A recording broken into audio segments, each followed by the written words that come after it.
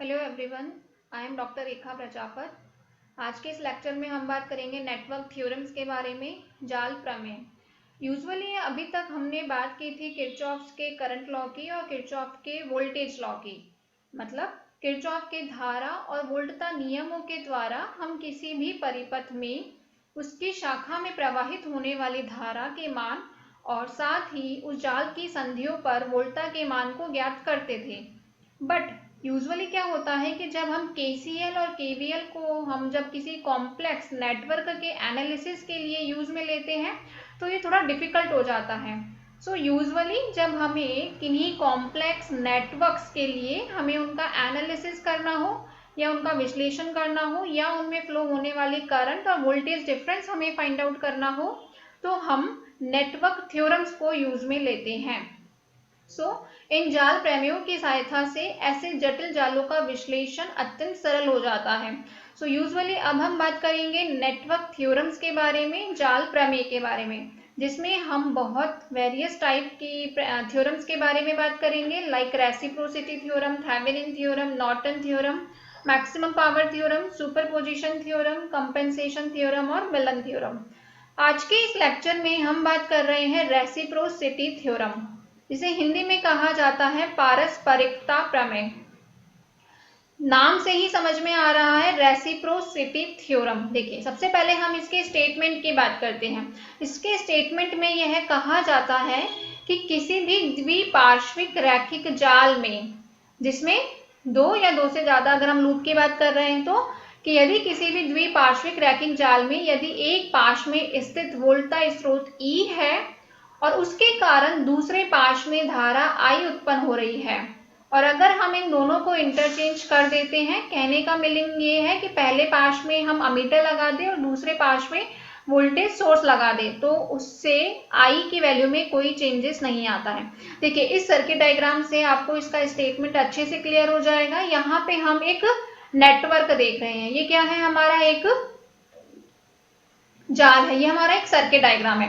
इस circuit diagram में आप देख सकते हैं कि यहाँ पे हमारे पास में दो लूप्स हैं, P Q R S P। एक लूप ये वाली है और दूसरी लूप है Q T U R Q, second loop है। इस प्रकार से हमारे पास यहाँ पे दो लूप्स हैं।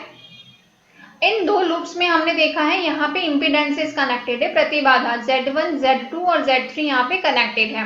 अब हमारा जो रेसिप्रोसिटी थ्योरम का स्टेटमेंट है, पारस्परिकता प्रमेय का स्टेटमेंट यह कहता है कि अगर हमने इसको नाम दिया है लूप 1 और इस वाले जिसको मैं पॉइंटर से पॉइंट आउट कर रही हूँ इसको नाम दिया है लूप 2, तो देखिए यहाँ पे यह कहा जाता है कि अगर इस लूप में हमने लूप 1 में पहले लगाया है वोल्टेज सोर्स, यहाँ पे हमने एक वोल्टेज सोर्स लगाया है, इस वोल्टेज सोर्स के कारण दूसरी लूप जो कि है QTURQ, इस दूसरी लूप में हमने अमीटर कनेक्ट किया है। तो इस वोल्टेज सोर्स के कारण जो कि पहले लूप में कनेक्ट किया गया है, उसके कारण दूसरी लूप में फ्लो होने वाली करंट, जिसको अमीटर से मेजर किया जा रहा है, जिसकी वैल्यू है I, उसकी वैल्यू हम यहाँ मेजर कर रहे हैं। अब रेसिप्रोसिटी थ्योरम मतलब पारस्परिकता प्रमेय, अगर हम इसका इंटरचेंज कर दे, इसको रेसिप्रोकल कर दे, रेसिप्रोकल मतलब अब हम यहाँ पे क्या करें, यहाँ पे तो लगा दे सोर्स, यानी दूसरे लूप में हम लगा दे सोर्स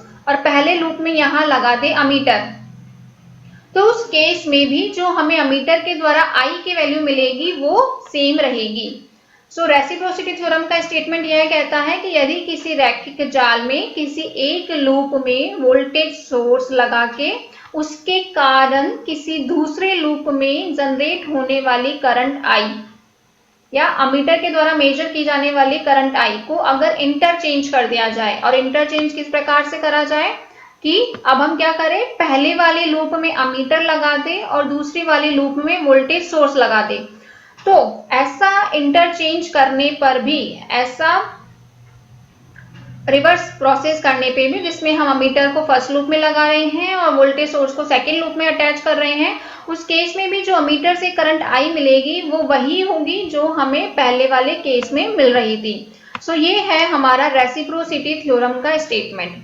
यहाँ से हम इसका स्टेटमेंट प्रेजेंट करेंगे कि किसी भी द्विपार्श्विक रैखिक जाल में यदि एक पार्श्व में स्थित वोल्टता सोर्स E दूसरे पाश में धारा I उत्पन्न करता हो तो इस स्रोत E को पहले पाश से हटा करके दूसरे पाश में लगाने पर पहले पाश में धारा I ही उत्पन्न होगी। So in any linear network, if a source of EMF E located in one mesh produces a current I in second mesh, then on placing the same source E in the second mesh, then the same current I will be produced in the first mesh. तो यहाँ पे अभी हमने statement की बात की थी, आगे हम इस थ्योरम को वेरीफाई कर रहे हैं, हम आगे इस थ्योरम के प्रूफ की बात कर रहे हैं। तो देखिए हम इसके थ्योरम को किस प्रकार से प्रूफ करते हैं। हमारे पास में यहाँ पे एक सर्किट डायग्राम है। इस सर्किट डायग्राम में तीन प्रतिबाधा है, Z1, Z2, Z3। Three impedances are there, Z1, Z2 and Z3। This is the EMF source, voltage source है यहाँ पे जो हमने फर्स्ट लूप में बताया है। और इस EMF सोर्स के कारण सेकेंड लूप QTUR में फ्लो होने वाली करंट है I, जिसको अमीटर से मेजर किया जा रहा है। सो हम वन बाय वन पहले क्या करेंगे, इस कंडीशन के लिए I की वैल्यू निकालते हैं हम। अब इस I की वैल्यू को हम निकालेंगे KVL और KCL के द्वारा। सो सबसे पहले हमने यहाँ पे सेकेंड लूप को कंसीडर किया है, दैट इज QTURQ। इस सेकेंड लूप में हमने KVL लगाया है। जब हमने यहाँ पे, और हमने यहाँ पे करंट की डायरेक्शन को इस पॉइंटर के द्वारा रिप्रेजेंट किया है, और जब हम इस लूप में KVL अप्लाई कर रहे हैं तो देखिए अब ये जो इम्पीडेंस है Z2, इसमें से करंट फ्लो हो रही है I, Z3 में से करंट फ्लो हो रही है यहाँ से, तो I1 इस डायरेक्शन में जा रही है और I इस डायरेक्शन में जा रही है। तो टोटल करंट फ्लो क्या होगी, I में से I1 को सब्ट्रैक्ट कर देंगे। अब क्योंकि इस लूप के अंदर कोई EMF सोर्स नहीं है तो E की वैल्यू 0 होगी। तो इस प्रकार से यहाँ पर हम इस सेकेंड लूप के लिए KVL को यूज में लेते हुए एक इक्वेशन लिखेंगे। So this is with I into Z2 plus I minus I1 into Z3 बराबर 0। अब हमने यहाँ से देख सकते हैं I की टर्म हमारे पास में दो टर्म्स में आ रहा है I, सो हमने यहाँ से कॉमन लिया I को, that is Z2 plus Z3, that is equals to the I1 into Z3। So यहाँ से I की वैल्यू हमें मिलती है, so I will be is equals to the I1 Z3 upon Z2 plus Z3। So ये है हमारी equation number 1। आगे हमने KVL को यूज में लिया है फर्स्ट लूप में। तो देखिए जब हमने फर्स्ट लूप में KVL को अप्लाई किया, तो यहाँ से आप देख सकते हैं कि जब हमने फर्स्ट लूप में की बात की है तो ये है हमारा फर्स्ट लूप, इसमें हमने इस डायरेक्शन में फ्लो होने वाले करंट को शो किया है। जब हम यहाँ पे KVL अप्लाई कर रहे हैं, सो देखिए क्या होगा, यहाँ से I1 इंटू Z1, सो I1 इंटू Z1, यहाँ पर है Z3। अब देखिए एक करंट तो ये जा रही है I1 और दूसरी करंट इसके अपोजिट डायरेक्शन में जा रही है I। सो टोटल करंट कितनी फ्लो होगी, I1 में से I को घटा दे क्योंकि हम इस डायरेक्शन में बात कर रहे हैं। सो I1 minus I into Z3, और ये क्या है, E के बराबर होगा। So I1 into Z1 plus I1 minus I into Z3, that will be is equals to the E। So यहाँ से अब हम इक्वेशन नंबर 1 से जो I की वैल्यू है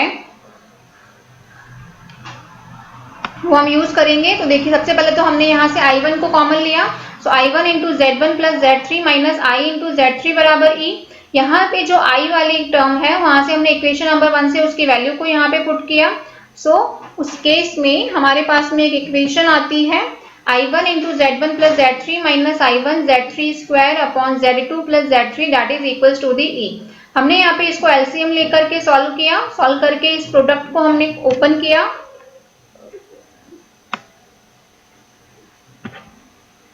ओपन करके जब हमने इसको सिंप्लीफाई किया तो हमारे पास में ये इक्वेशन आती है। यहाँ से हमने I1 की वैल्यू निकाली।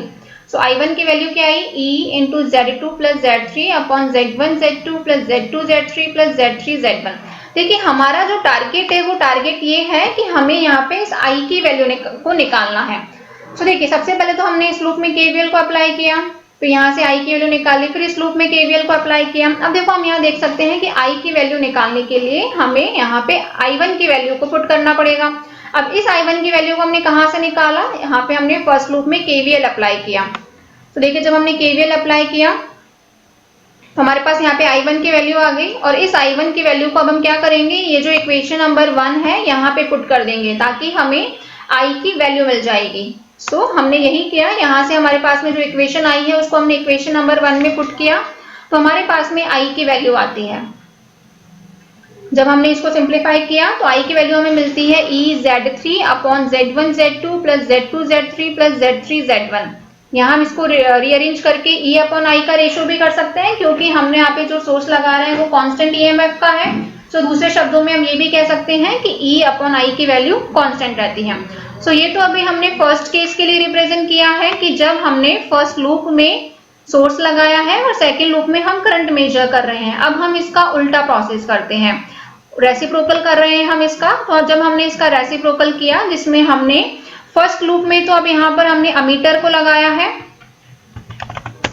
और सेकेंड लूप में हमने यहाँ पे EMF सोर्स को लगाया। तो रेसिप्रोकल स्टेटमेंट, रेसिप्रोसिटी थ्योरम के स्टेटमेंट के अकॉर्डिंग क्या होगा, जब हम इसको इंटरचेंज करते हैं तो उस केस में इस सोर्स के कारण जो सेकेंड लूप है उसमें फ्लो होने वाली करंट आई की वैल्यू पहले वाले केस के इक्वल होनी चाहिए।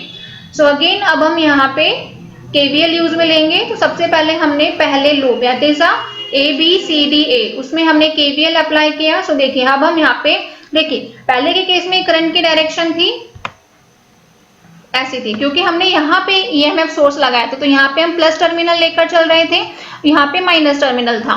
तो जब यहाँ पे प्लस टर्मिनल लगाया था तो करंट की डायरेक्शन हम जानते हैं प्लस से नेगेटिव की तरफ फ्लो होती है। तो यहाँ से हमारी करंट की डायरेक्शन फ्लो हो रही थी। बट जब हमने सर्किट का रेसिप्रोकल किया है तो रेसिप्रोकल के ऑर्डर में क्या होता है, देखिए अब हमने यहाँ पे सेकेंड लूप में EMF सोर्स लगाया है। सो सेकेंड लूप में EMF सोर्स लगाने का मीनिंग क्या है कि यहाँ पे प्लस टर्मिनल होगा, यहाँ पे माइनस होगा। और करंट कहाँ से फ्लो होती है, plus two minus. So plus हमने यहाँ से लगाया तो करंट ऐसी डायरेक्शन में फ्लो होगी जिस डायरेक्शन में मैं पॉइंटर को रोटेट कर रही हूँ। सो अब यहाँ पे करंट का डायरेक्शन जिस पॉइंटर से मैंने रिप्रेजेंट किया है उस डायरेक्शन में फ्लो होगी। सो अब हम यहाँ पे बात कर रहे हैं पहले लूप ABCDA में। ABCDA में हमने KVL अप्लाई किया। सो देखिए करंट क्या है, I इंटू Z1। यहाँ पे Z3 में क्या होगा, I में से I1 सब्ट्रैक्ट कर देंगे, that will be is equals to the 0, क्योंकि यहाँ पे कोई EMF सोर्स अवेलेबल नहीं है।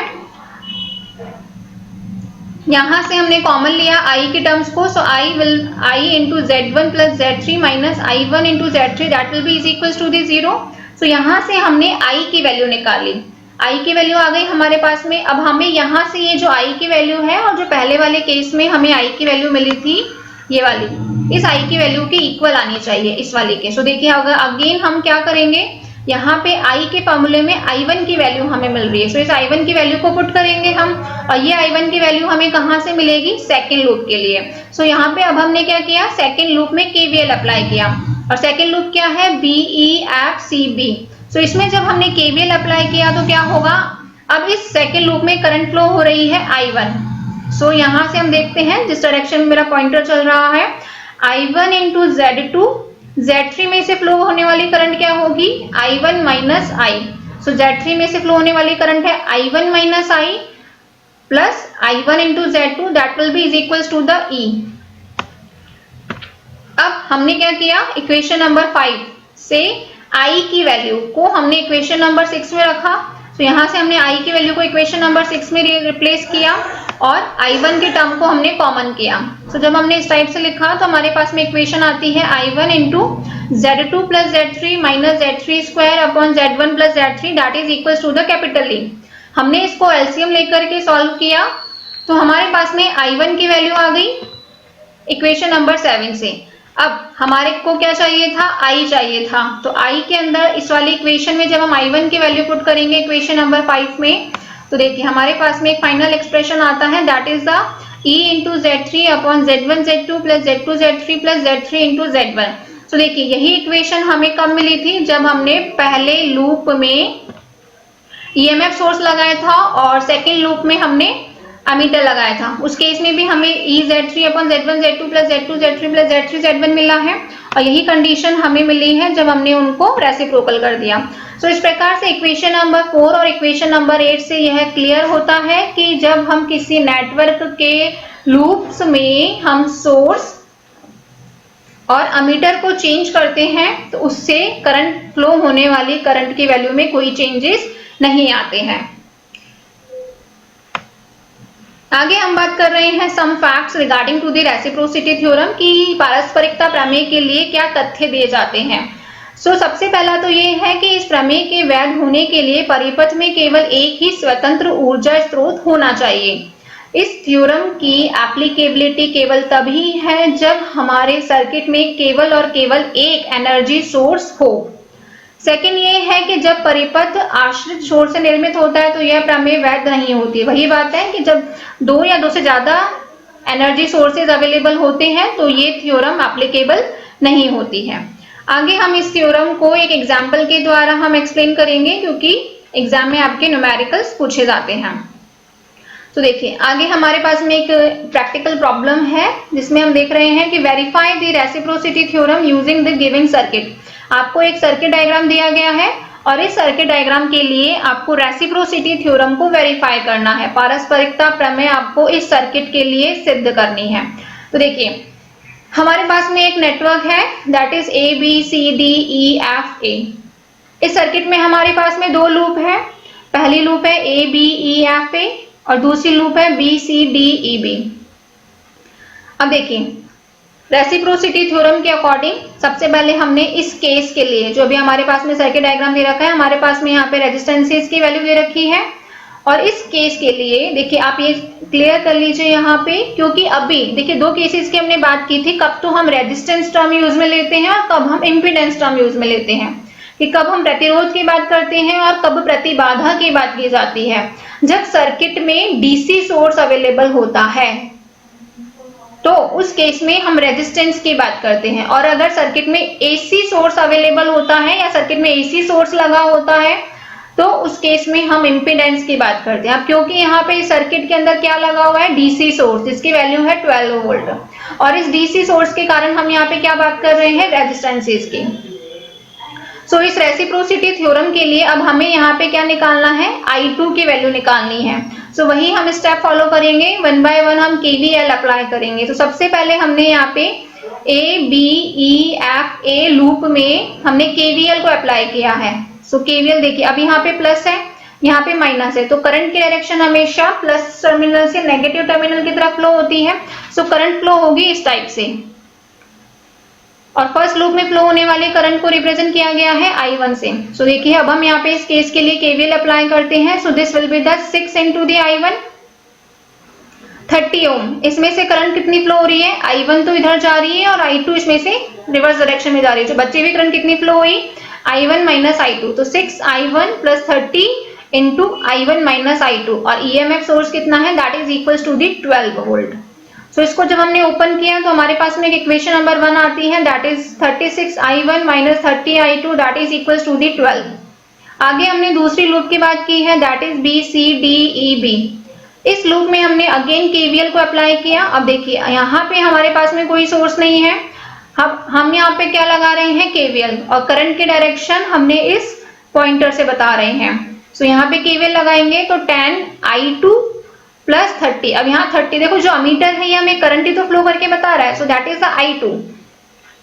तो 10I2 30 में से फ्लो होने वाली करंट I2 इस डायरेक्शन में जा रही है, I1 इसके रिवर्स डायरेक्शन में। तो बचे हुए करंट कितनी हुई, I2 में से I1 घटा दो, so 10I2 plus 30 into the I2 minus I1 is equals to the 0। That is the 40I2 minus 30I1 that equals to the 0। यहाँ से हमारे पास में इक्वेशन नंबर 2 आई। जब हम इन इक्वेशन नंबर 2 को हमने यहाँ पे 12 से मल्टीप्लाई किया तो हम इक्वेशन नंबर 1 और इक्वेशन नंबर 2 को यहाँ पे ऐड करते हैं। ऐड किया हमने तो हमारे पास में यहाँ पे I2 की वैल्यू आ गई, जो हमें चाहिए था I2 की वैल्यू आ गई। ये I2 की वैल्यू आई है 12/18 और 2/3 एम्पियर। ये अभी हमने एक केस की बात करी, रेसिप्रोसिटी थ्योरम के लिए हमें इसका रेसिप्रोकल करना होगा, मतलब यहाँ पे फर्स्ट लूप में तो हमें अमीटर कनेक्ट करना होगा और सेकंड लूप में हमें EMF सोर्स लगाना होगा। देखिए जब हमने इसका रेसिप्रोकल किया इसका सर्किट का, तो उस केस में हम देखते हैं ये हमारा सर्किट डायग्राम होगा। ये अब यहाँ पे हमने EMF सोर्स लगा रहे हैं, तो ये पॉजिटिव टर्मिनल, ये नेगेटिव टर्मिनल। करंट की डायरेक्शन कहाँ से कहाँ तक होती है, पॉजिटिव से नेगेटिव की ओर, तो करंट की डायरेक्शन ये होगी। यहाँ पर अमीटर कनेक्टेड है। अब अगेन हमें क्या करना है कि ये यहाँ पे I1 होगा, इस अमीटर के कारण फ्लो होने वाली करंट क्या है हमारी,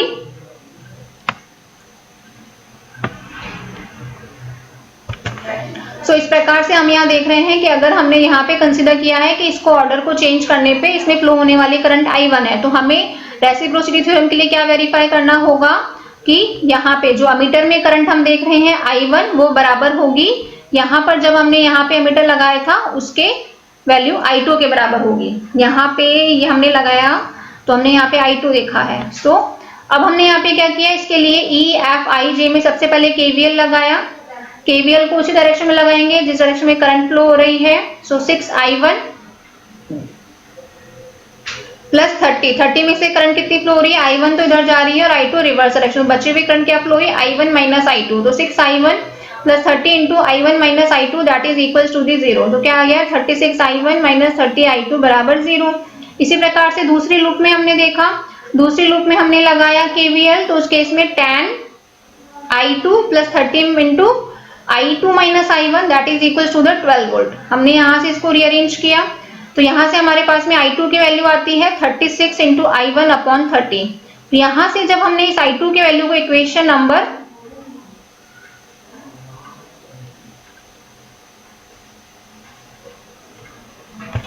यहाँ से देखिए हमने इक्वेशन नंबर 4 से पहले I2 की वैल्यू निकाली और इस I2 की वैल्यू को जब हमने इक्वेशन नंबर 5 में रखा तो हमारे पास में I1 की वैल्यू आती है और ये I1 की वैल्यू कितनी है, ये 2/3 एम्पियर। और ये I1 क्या है, जब हम इसको यहाँ के अमीटर सोर्स को और हमने EMF सोर्स को इंटरचेंज करा तो यहाँ पे अमीटर में फ्लो होने वाली करंट को हमने I1 से रिप्रेजेंट किया है जिसकी वैल्यू आई है 2/3 एम्पियर।